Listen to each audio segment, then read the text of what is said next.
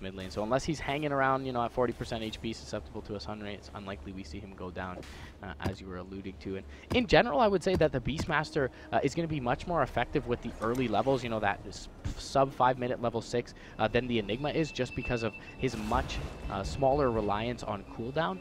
His Primal Roar only being the 85 seconds as opposed to, you know, the 2 minutes plus of that Black Hole. But in this case, I just don't know that there's any follow-up for this Beastmaster Primal Roar. I mean, you're relocating in maybe a waveform from the Morphling, so aside from the support, it doesn't feel like anyone is all that vulnerable to the Roar rotation in this game.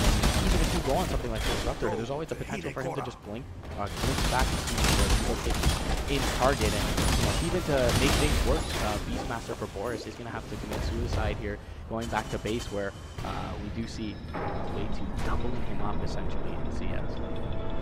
Like Roar into Sunray, kind of like the Baseless Void combo, it's okay, I guess, but you really do need a level 3 Sunray if you're going to take down some of these tankier heroes from the Dire side, and even then it's said always going to be a little bit of a question mark. The mid lane scenario is so far okay for Noir, but reactive armor is not even getting plus someone else is happy right now. Someone who's unhappy is up towards top lane where Disruptor is not even trying to glimpse him back. I feel like glimpsing the level 3 spin is still there.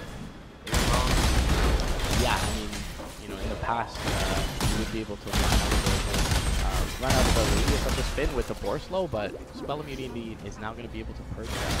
Likely that they had on that Juggernaut top lane, but either way, as you mentioned, the stagnant kind of early game, the Dire are more than content with this. They'll be able to pick up their levels and the initiation tool from the Tide Hunter, and should be able to jump underneath towers with the threats of their big team fight ultimate, Savage Storm, Black Hole, Ravage, and just be able to hit the hand of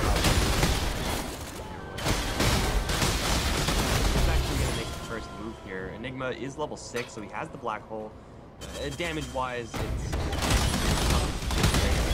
giant stun. A couple of seconds there with the chopper might just be enough to kill off an Alchemist, even with the IO hanging around the mid lane as well. Alternatively, as the Enigma, you're still farming. There's no reason to really stop that. Keep on blasting through your tunnel. I would imagine a straight Windjagger might not be the worst thing either, but it does seem like it's going to have to be with the early game on the training squad, these actually do a hell of a lot. They also need this Timbersaw. It's not bullying these two heroes over in mid. Sitting in tower range, taking tower shots, but not taking any tower damage. Yeah, Timbersaw's reactive armor is pretty good, turns out. He's starting another Spell Blade towards the Ward. Here comes Boris. One forward with not that much health. Kind of a bluff, just scaring off. Now Wave 2's going to arrive. Cube, and will also scare off Yuar.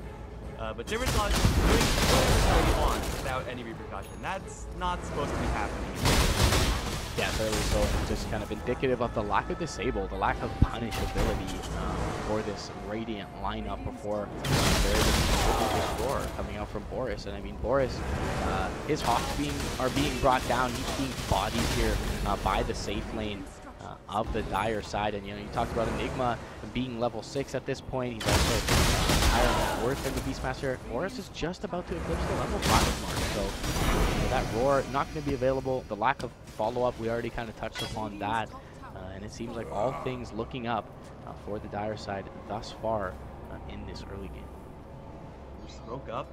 Very short one is just going to immediately run into the IO, who's going to jump in towards the mid lane. Timber